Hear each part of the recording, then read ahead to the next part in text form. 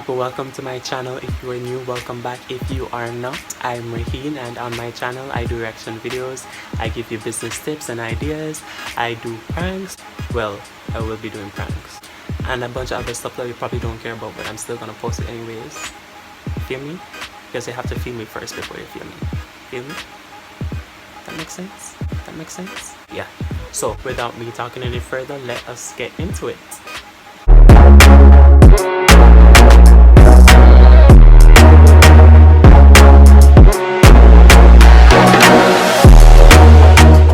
You can probably tell by now, I will be talking about who I started my business at 17 years old, and trust me, you don't want to miss these important tips. These are probably some things that some people, they've never told you before, because they probably don't want to scare you away. They don't want you to fear. I'm gonna be giving you the raw truth, so stick around. Do you want to grow your business? Because I know that you want to.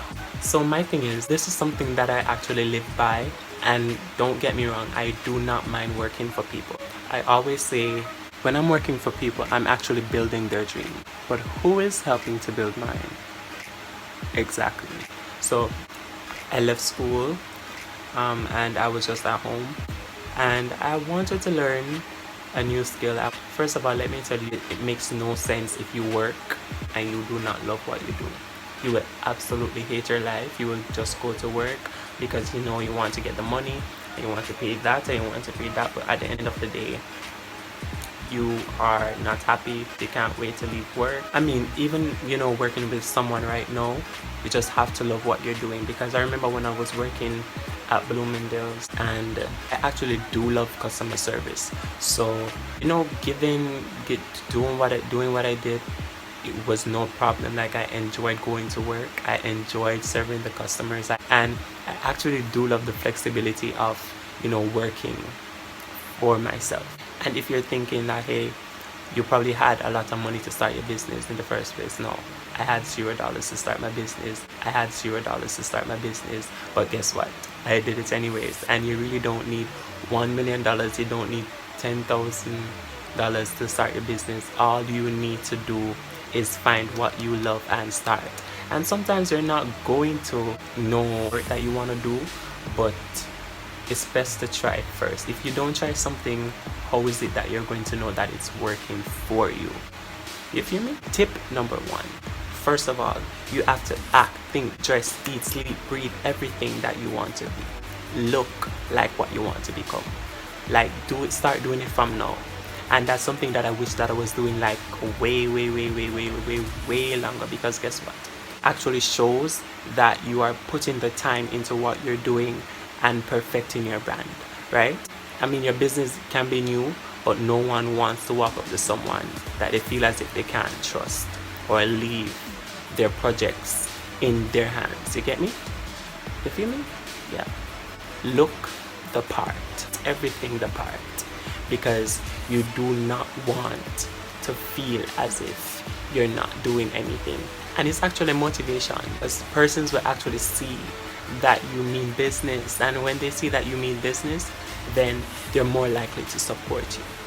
And this brings us into the second tip. People are more likely to support your business if they see that you are serious and you are professional. Nobody wants to walk up into your business place, and if you don't have a physical place, you don't even know how to approach them.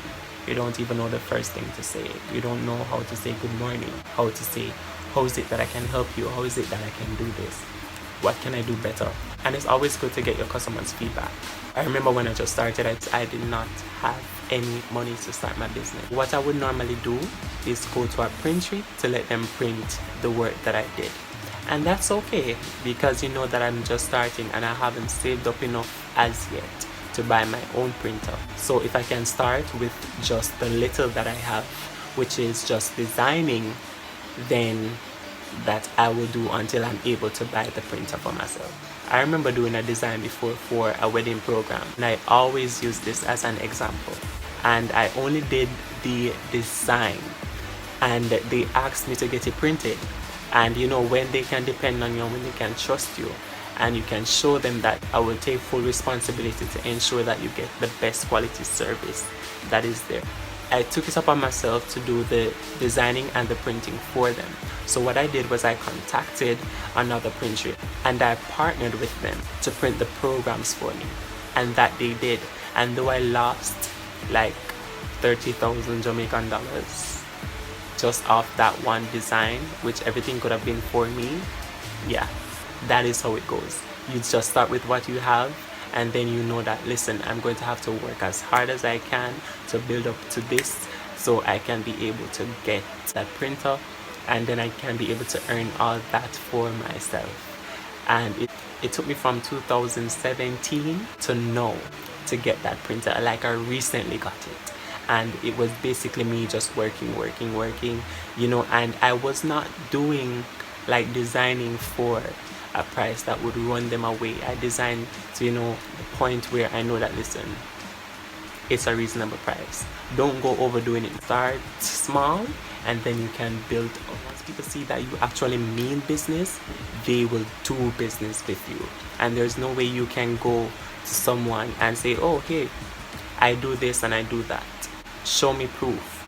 When you just start doing business, you must have some kind of proof of the work that you've done before. So even if you have not done an actual work for someone before, do an example, give an example, just in case someone comes and they want to do business with you. You have that already to provide and show them. Like me now, I do graphic designing. When someone says, can I see an example of a poster that you've done before? A business card, a flyer, a book cover, a podcast cover, event flyers, logos, I have that already to show them so they can know now that I do mean business and there is something that they want that I have to offer, and I have it in just a snap of a finger to show it to them. So there is no way you can have a business and you want to promote your business but you don't have anything to show.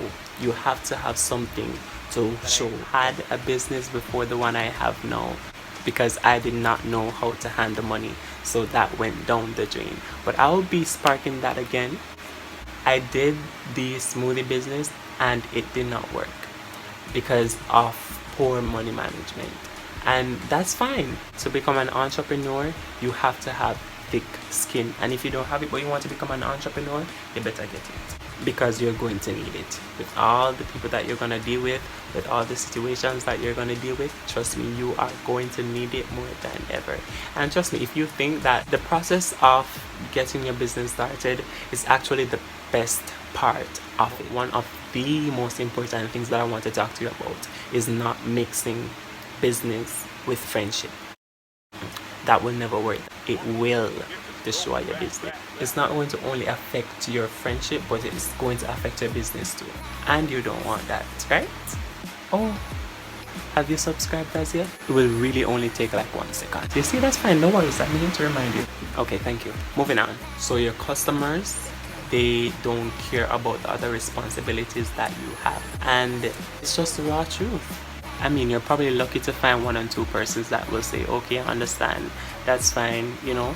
But if we're going to be professional here, then your personal life should not interfere with doing your work, because 1, they've already paid you for your service. 2, well, there's no 2, they've already paid you for the service, so you need to give it to them. So you are actually obligated.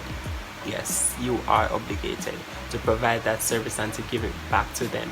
You don't want a customer to give you something for 3 days and you return that project in 10 days. What? I'm not gonna do business with you again. I mean, some customers, they probably won't give you a time frame. Don't allow, because they don't give you a time frame, means you're just gonna like take a week, take a month for something that could take you like 1 day to do. That's not fair. I wouldn't do business with you again. Facts. It's my clients, they don't give me a time frame. Why? Because they know me. They know that even in 24 hours or 2 days upon receiving the project, I will get it done as soon as possible. You want your customers to be able to depend on you and trust you with their work. Like, once you get a work, best believe that they want it as soon as possible. And I would expect to get it back as soon as possible too, so you just have to know how to balance it. You get what I'm saying? It has nothing to do with you being young. You could be 15, you could be 16, you could be 17, 20, 21, 23, 25, 28, 30, 31. Yeah, you get me by now. You understand? Are you ready for the responsibility, and are you ready to put in the time? Ask yourself those two questions. Before you start a business, you need to know what it is that you want to do and if you can handle it. Because you don't want to start something and as it begins, you basically just cut off. No, this is how I can manage my time properly. With doing this, with going to school, with going to work, with going here, you have to know how is it that you manage. So think about it. With all that you have to do, how is it that you can manage your time? Be aware of people that want you to do free work for them all the time, but then they never want to pay. Like even years, months, 3 years, a decade, and they still don't want to pay you. No. As I said in the beginning, I actually worked for free because I wanted to get the word out there. It's basically like a self-promotion. Design some stuff for free. Doing that, you can build a bond with the people that you are serving, with the customers and the clients that you are serving. It's not only about making a profit, it's about making yourself happy too and getting pleasure from it. You don't want to do something that you are unhappy doing. I even always say, if I'm going to get a second job outside of what I'm doing now, it has to be something that is within my comfort and something that I'm happy to do. And it makes sense, because why would you want to do something that you are completely unhappy doing just because you want to get some money?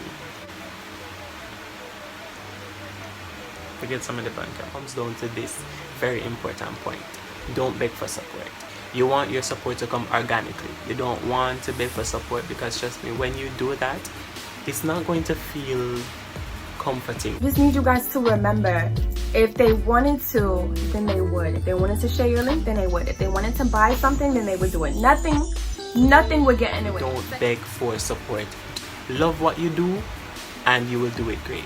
Thank you guys so much for watching, and I will see you in the next video.